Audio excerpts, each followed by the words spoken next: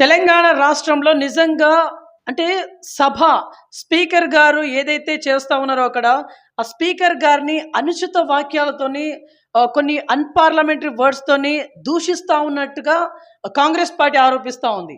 నిజంగా సభ అనేది కరెక్ట్‌గా జరుగుతా ఉందా? అంటే రాజ్యాంగ పరంగా జరగట్లేదు అనేది కొంత వాదోపవాదం జరుగుతా ఉంది. దీని మీద కొంత చర్చించడానికి మనతోని బసవరాజు సురేష్ గారు ఉన్నారు. వీరు హన్మకొండ జిల్లా బీఆర్ఎస్ పార్టీ కార్యదర్శిగా ఉన్నారు. అలాగే పరకాల నియోజకవర్గపు సమన్వయకర్తగా వీరు ఉన్నటువంటి పరిస్థితి. నమస్తే సార్, బాగున్నారా? నమస్తే వెంకట్ గారు, నమస్తే అండి. బీవీఆర్ న్యూస్కు మా కృతజ్ఞతలు.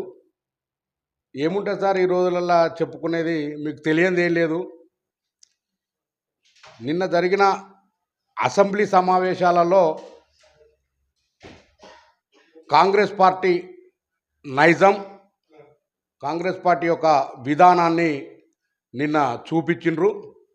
ఎంతవరకు మా టీఆర్ఎస్ నాయకులు ప్రశ్నోత్తరాల సమయంలో ఆ ప్రశ్నలకు జవాబు చెబుదాం అనుకునే సమయంలో ఆ స్పీకర్ గారు మైక్ కట్ చేయడం, సమయపాలన ఇవ్వకపోవడం, కూర్చోండి అనడం, ఇలాంటి మాకు ఎవరికి కూడా అవకాశాన్ని కల్పించకపోవడంలో అది కొంచెం అక్కడ గడబడ జరగడం జరిగింది.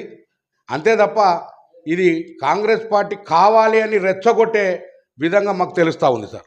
అంటే ఇక్కడ స్పీకర్ గారిని అనుచిత ధోరణి హరీష్ రావు గారు చేశారు అనేది ఇట్స్ ఎ బిగ్ క్వశ్చన్గా అక్కడ వస్తూ ఉన్నటువంటి పరిస్థితి. అంటే స్పీకర్ గారు దళిత సామాజిక వర్గానికి చెందినటువంటి ఒక వ్యక్తి అంటూ ఉన్నారు. ఏం చెప్తారు? ఒక దళిత సామాజిక వర్గానికి చెందినటువంటి స్పీకర్ గారిని అన్పార్లమెంటరీ వర్డ్స్తోని దూషించారు అనేది హరీష్ రావు గారి ముందున్నటువంటి ఒక సవాల్. ఏం చెప్తారు? ఇప్పుడు అక్కడ దళిత స్పీకరా బహుజన స్పీకరా కాదండి.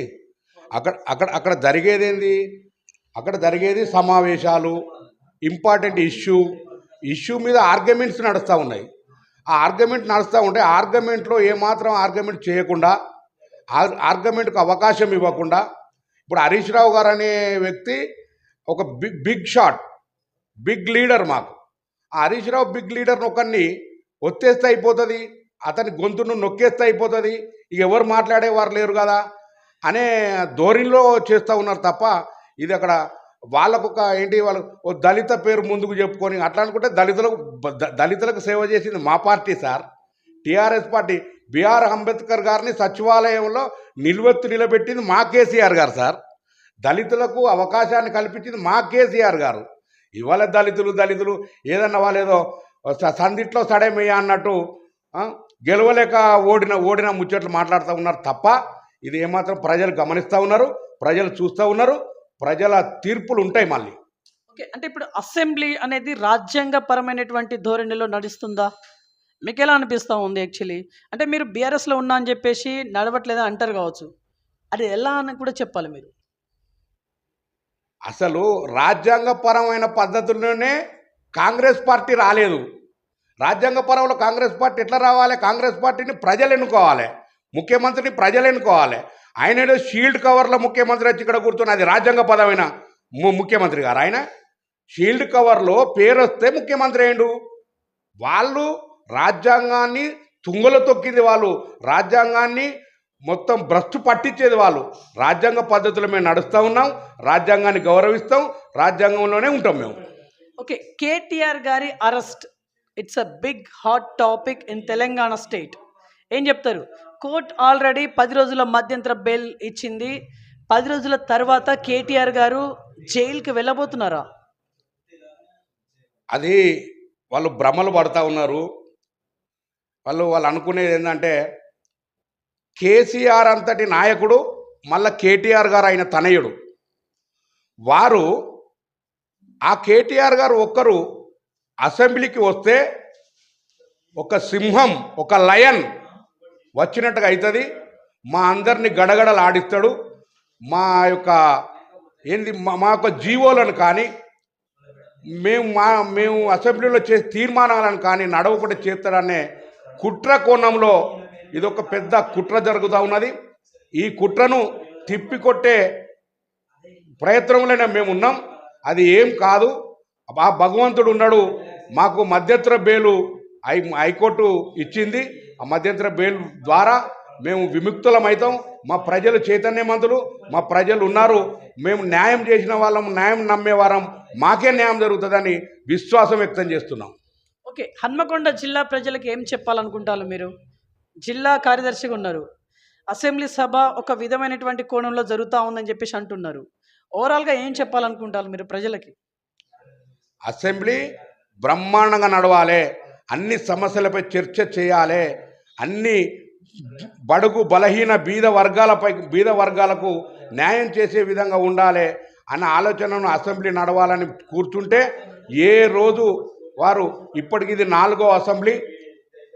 కాంగ్రెస్ పార్టీ వారు వచ్చిన సంవత్సరం కాలంలో నుండి ఇది 4వ అసెంబ్లీ నడుస్తూ ఉన్నది.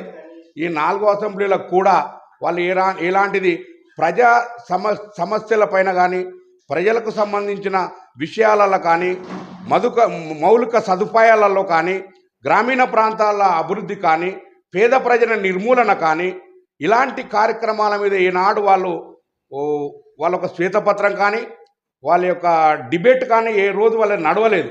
ఏదైనా అక్కరాని ముచ్చట్లు, బస్సు ఫ్రీ ఇచ్చినాం, ఎవరు ఏమన్నారండి? ఏది వాళ్ళు చేసేది? కళ్యాణ లక్ష్మి ఏది? మన 2500 రూపాయలు ఏవి? ఆరోగ్యశ్రీ ఏది? ఇందిరమ్మ ఇండ్లేవి? ఇంకే రైతు బంధు ఏది? రైతు భరోసా ఏది?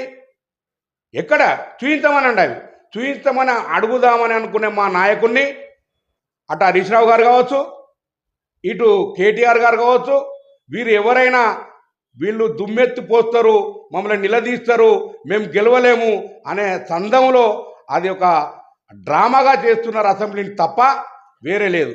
ఓకే సార్, ఇక్కడ కేటీఆర్ గారికి నోటీసులు ఇచ్చిళ్ళు ఆల్రెడీ, అది కంటిన్యూ ప్రాసెస్లో ఉంది. అంటే జైలుకి వెళ్తారా వెళ్ళారా అనేది నెక్స్ట్ ఒక 10 days తర్వాత తెలుస్తుంది. ఆల్రెడీ కేసీఆర్ గారికి కూడా నోటీసులు ఇచ్చే ప్రయత్నంలో కాంగ్రెస్ పార్టీ ఉన్నట్టుగా తెలుస్తూ ఉంది. What about your opinion? ఇప్పుడు కేసీఆర్ గారిని కానీ కేటీఆర్ గారిని కాంగ్రెస్ పార్టీ ఏమనుకుంటుందంటే, నోటీసులు కాదు, ఏకదమ్ ఎత్తుకపోయి అరెస్ట్ చేద్దామన్న ఆలోచనలు ఉన్నారు వాళ్ళు. కానీ ఇక్కడ ఒక రాజ్యాంగపరమైన పద్ధతులు ఉన్నాయి, రాజ్యాంగం ఉన్నది. వారిని ఎక్కడ ముట్టుకున్నా ఈ తెలంగాణ రాష్ట్రం అగ్నిగుండమై మండుతుందన్న ఆలోచనగా, మళ్ళీ ప్రజలు సింపతి ఈ టీఆర్ఎస్ పార్టీకి ఎక్కడ వస్తుందో అన్న ఆలోచనగా భయంలో మళ్ళీ ఇడిచిపెట్టిస్తున్నారు. వాళ్ళే పట్టుకో అంటున్నారు, పోనీ అని వాళ్ళే అంటున్నారు. వాళ్ళు అనకపోతే ఇవాళ ఎక్కడదండి? మధ్యంతర ఉత్సవాలు ఎట్లా వస్తాయి? వాళ్ళకి తెలియకుండా వస్తాయి మధ్యంతర ఉత్సవాలు. ఇవన్నీ నాటకాలు. ఎవరిని ముట్టుకోరు, ఎవరిని ఏం చేయలేరు, అది సాధ్యం కాదు. ఎందుకంటే మేము అన్ని చూసినాం. ఆడ ఢిల్లీలో కొట్లాడొచ్చినాం, మేము ఈ గల్లీలతో కొట్లాడిపోయింది, అదేం కాదు మాకు. ఢిల్లీలతో ఢిల్లీ మెడలు వంచినాం అంతే తప్ప దీనివల్ల ఏం కాదు.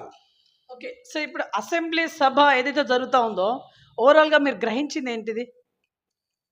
అసెంబ్లీ సభ కాదు అది, అది కాంగ్రెస్ పార్టీ వాళ్ళు పెట్టుకున్న మీటింగు. కాంగ్రెస్ పార్టీ వాళ్ళు పెట్టుకున్న మీటింగు అంతే తప్ప దాన్ని అసెంబ్లీ సెషన్స్ అని, అసెంబ్లీ క్వశ్చన్స్ అవర్స్ అని వాళ్ళు పేర్లు పెట్టుకుంటా ఉన్నారు. అది ప్రజలకు తప్పు మెసేజ్లు పంపిస్తున్నారు. అసెంబ్లీ నడవాల్సింది అట్లా కాదు. అసెంబ్లీ ఎట్లా నడిచిందండి? అసెంబ్లీ ఎట్లా నడిచింది? చంద్రశేఖరరావు గారు ఉన్నప్పుడు ఎంతమందికి అవకాశం ఇచ్చారండి? అందరినీ మాట్లాడమన్నారు, అందరితో కలిశారు. ఇవాళ వాళ్ళదేమన్నా పద్ధతి ఉందా? వాళ్ళ ఎమ్మెల్యేనే, కాంగ్రెస్ పార్టీ ఎమ్మెల్యేనే ఒక రౌడీగా వాటర్ బాటిల్తో ఇసిరేసిన లైవ్ ఇస్తున్నారు చూడండి మీరు. మా వాళ్ళు ఏమన్నా చేసిలా? అడగడానికి ముందుకు పోయినారు తప్ప దౌర్జన్యానికి వాళ్ళు పాల్పడలే కదా. అది చూడండి ఒకసారి లైవ్, మీరు గమనించండి లైవ్లు. ఆ లైవ్లో ఎవరున్నారో కాంగ్రెస్ పార్టీ ఎమ్మెల్యే వాటర్ బాటిల్తో ఇసిరేస్తున్నాడు. దాన్ని కౌశిక్ రెడ్డి గారిని, హరీష్ రావు గారిని, అక్కడ ఎవరైతే నిజాయితీగా నిశ్చాస్గా మాట్లాడేవారు ఉన్నారో వాళ్ళందరినీ వీళ్ళు గొంతు నొక్కే ప్రయత్నం చేస్తున్నారు. అది ఏం కాదు, మాకు ప్రజలు ఉన్నారు. Okay sir, last and final question. Panchayati Raj sarpanch elections అయితే రాబోతున్నాయి. ఐ థింక్ ఫిబ్రవరిలో నోటిఫికేషన్స్ అయితే ఉన్నటువంటి పరిస్థితి. ఎస్, సర్పంచ్ ఎలక్షన్కి సంబంధించి మీరేమన్నా చెప్పాలనుకుంటున్నాను అంటే ప్రజలకి? సర్పంచ్ ఎన్నికలు ఈ తెలంగాణ రాష్ట్ర ప్రజలు తహతహలాడుతూ ఉన్నారు. సంవత్సరం కాలం అయ్యో రామచంద్ర అని ఏడుస్తూ ఉన్నారు. ఏదో ఒక్కసారి అవకాశం ఇద్దామని రాంగ్ మెసేజ్లతో అప్పుడున్న కాంగ్రెస్ పార్టీ రేవంత్ రెడ్డి గారు ఇచ్చిన మ్యానుఫ్యాక్చర్ను నమ్మి బొల్తపడ్డారు. ఇదంతా అబద్ధం. ఈ 6 సూత్రాలు కాదు ఇవన్నీ బూటకం అని తెలిసింది. అప్పుడున్న నాయకుడే మా కేసీఆర్, మాకు నాయకుడు, మా తెలంగాణ దేవుడు, మా మా మా ఇంటి పెద్ద కొడుకు మా కేసీఆర్ అని అనుకుంటున్నారు. ఖచ్చితంగా రాబోయే ఎన్నికలు కాదు, ఏ ఎన్నికలైనా, సర్పంచ్ ఎన్నికలు కానివ్వండి, మున్సిపాలిటీ ఎన్నికలు కానివ్వండి, ఎమ్మెల్యే ఎలక్షన్స్ కూడా కానివ్వండి, వాటి కోసం ఎదురు చూస్తున్నారు. అప్పుడు తీర్పు చూయిస్తారు బ్రహ్మాండంగా. అప్పుడు ప్రజలు తీర్పిస్తారు. 100 లోతుల గోతుకు తోడి పెడతారు వీళ్ళను. రైట్. సో ఇది ఇవాళ ఇన్ఫర్మేషన్ చూసిన నేను BVR TV news. Until then బాబాయ్, టేక్ కేర్.